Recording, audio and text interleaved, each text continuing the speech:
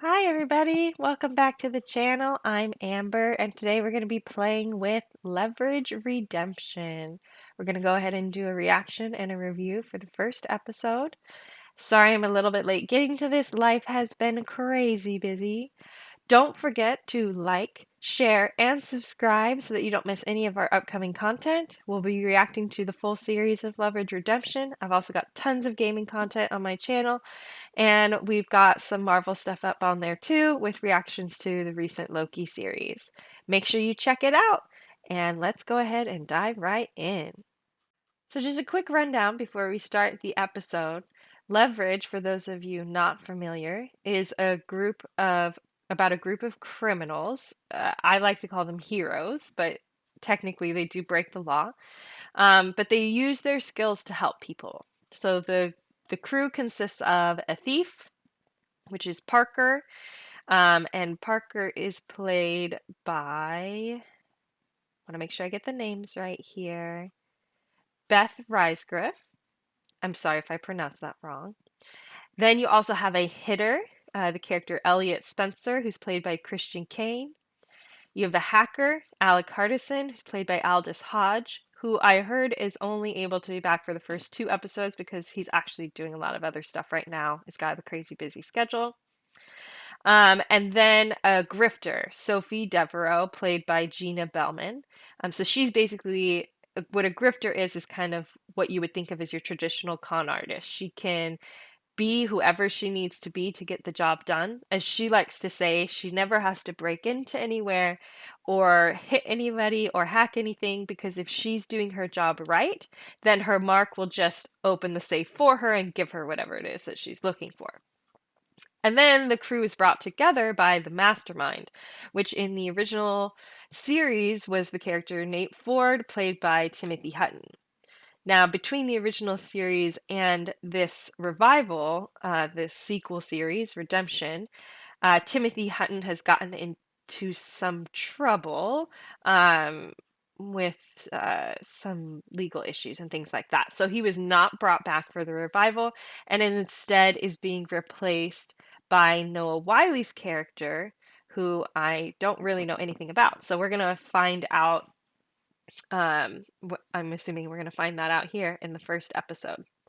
Uh, like I mentioned, this crew, their whole thing is about helping people. So they help people who have nowhere else to turn, usually because it's a matter of your David versus Goliath kind of relationship. You have your normal average person who has been bamboozled, tricked, had their livelihood stolen from them, all their money taken by bigwigs, corporations, basically the epitome of nasty people who just have a lot of money. And because they have a lot of money, they get away with things. And one of the things that I read that they really want to touch on in this new series is that between the original series and now, basically it's become more legal for these horrible things to happen. You have enough money, you throw it at the problem, you throw it at your politicians, you can get your laws passed, and then things that used to be against the law now aren't against the law, and you can just screw over more people, and that's okay. So in comes the leverage crew, who are all about providing leverage to your underdogs so that they can overtake people who they normally wouldn't be able to. And I feel like this is extremely relevant right now, especially where I live in the good old US of A, where money is valued more than people. So things like this do happen all the time. And, if there's a real leverage crew out there, I've got a few people I'd like you to take down. So hit me up. Anyway, let's go ahead and get into the episode. I don't want to talk too much. I'd just like to get in and enjoy it. So here we go. So at the end of the original series, she went off with Nate to live there happily ever after. So I am very curious to see how they're writing his character out. He had a lot of drinking problems, so I'd say they could, write him off with liver failure or something like that. Why we gotta start out being super sad? I love the show because it's always so uplifting. Oh, okay. I think I called it. He's dead. We found Other people heard about us and were doing the same thing, so we recruited them. Now we have 12 What? active teams. Leverage International. We should steal. That always makes her happy too. I'm guessing this is where we're gonna run into Noah Wiley's character. Not one of the protesters, are you? I'm just here for the art. So from what I understand, the whole redemption part of the title is about his character. Since Nate Ford was all about revenge, his is gonna be all about redemption. Dude, like, it's cute, but you ain't no professional. Really? Was that necessary, Parker? Just showing off sometimes. Well, all the time. But they all do it, so it's okay. She does that. Where'd you learn that? YouTube. Want to learn how to steal a painting? YouTube it, kids. I'm just kidding. Don't YouTube how to steal paintings. Oh my gosh. Some people can take these things way too seriously, so I have to be clear. Spend the next decade donating to museums around the world, sharing the gift of my art. No one is going to remember a bunch of penny ante settlements strung out over years. There are so many people like him. Just makes me sick to my stomach. 8 museums all around the country, all with his name on the walls. That's all he talks about. No, that's not right. It's not about the art. I was gonna say, it's about the name. It's always about the name, the reputation. Get the gang back together, Star Trek style. Even numbers only. Yeah. I can't believe I know that. Oh, excuse me. Let's go steal a stolen Rembrandt. That's my girl. What is that? I kind of love this, that it's like, I like that Noah Wiley's character is kind of like anyone who has never watched the show.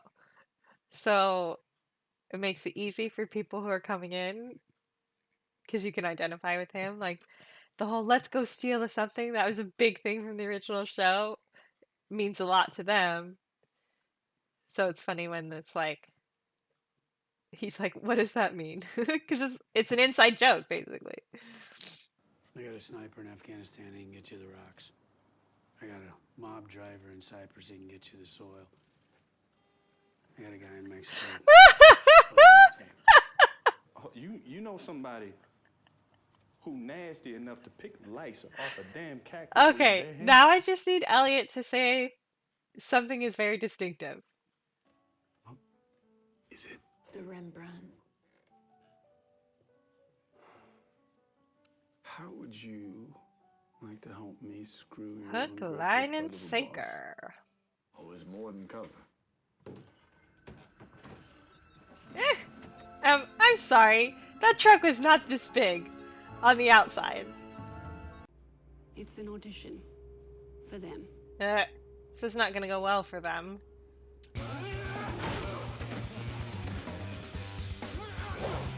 Nice! That was a nice move!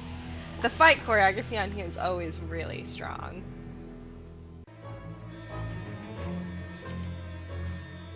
Oh. That's not what I thought he was gonna do. Ouch. So the funds will clear today. That's fantastic. Thank you. Didn't burn your... Ouch. Oh, that was like right to the kidney too. Ranting about how I have to pay for my sins because of all these debts.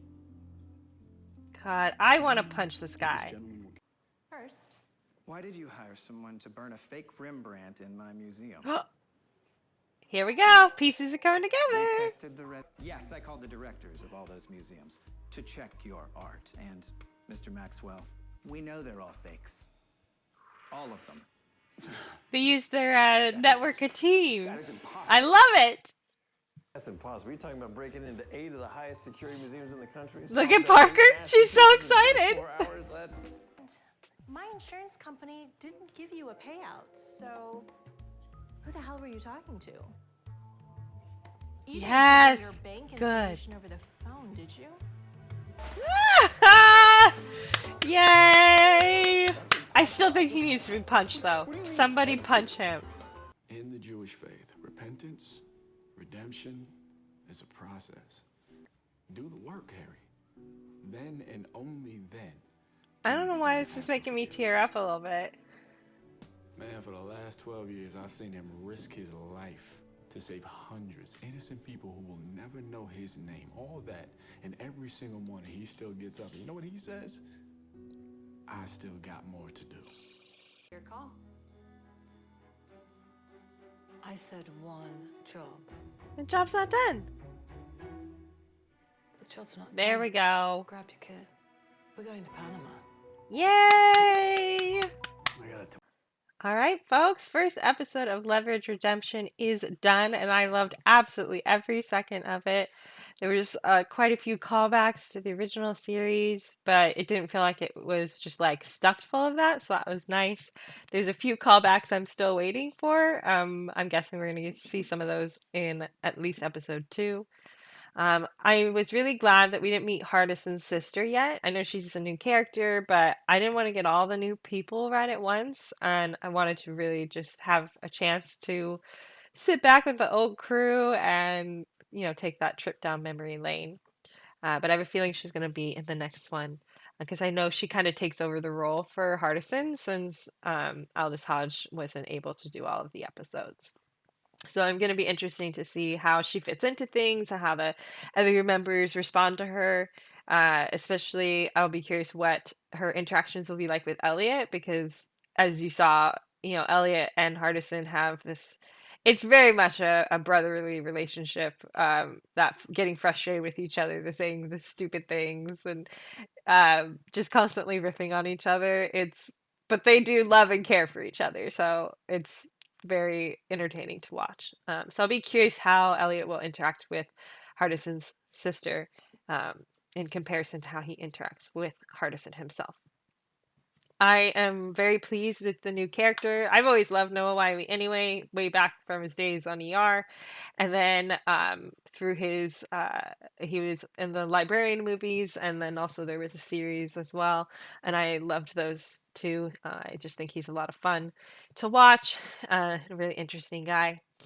So I really, really hope the only thing that I didn't get, and I said it several times during the video, is that I really need that guy to be punched at the very least. Yeah, obviously they hurt him by taking away his money, taking away his reputation, and that's always what they go for because a lot of these people, yeah, obviously the money is very important to them, but their name is even more important, how they're perceived, what people think of them. That reputation is the thing that they tend to care about more than anything else. So what you see in these shows is that they always damage their reputation. But it's very important to note that they're not making stuff up. They are just bringing to light what horrible things these people have done. So it's not like they're framing them for things. But now that I say that, obviously he got framed for the insurance fraud, but he was trying to do shady stuff with the paintings anyway, so it's not like it was a huge stretch to make that jump. Yeah,